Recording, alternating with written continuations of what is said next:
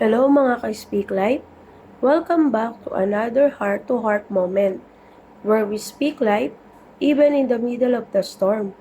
I'm so glad you're here today. Let's take a moment to breathe. Life has been moving fast. Some of us are fighting battles in silence. Some are facing fears we never thought we'd face.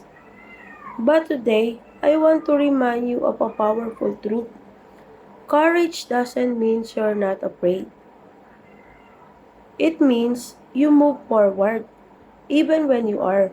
It means holding on to God's hand, even with trembling fingers. There's a verse I keep going back to when my heart feels unsure. Joshua 1:9. Have I not commanded you? Be strong and courageous. Do not be afraid. Do not be discouraged, for the Lord your God will be with you wherever you go. Grabe, no? God's not shouting from heaven, hoping you make it or we make it. He's not watching from a distance. He is right there with us, with you, and with me. In the middle of that tough decision, in that seasons of silence, and yes, even when we feel like giving up. So today, I invite you to speak this over your heart. I am courageous.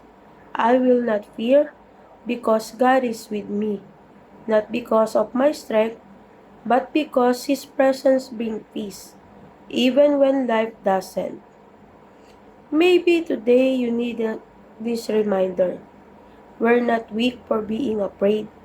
We are human, but we are also held by a faithful God who promises never to leave our side.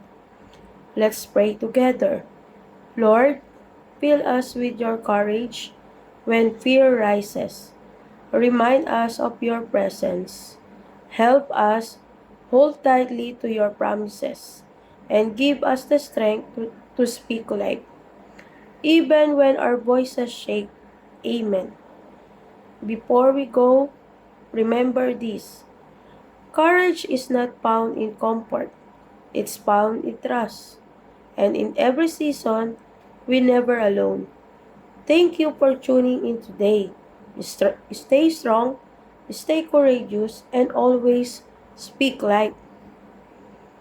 Follow for more faith-filled moments. Kay Speak Life, be courageous. Bye!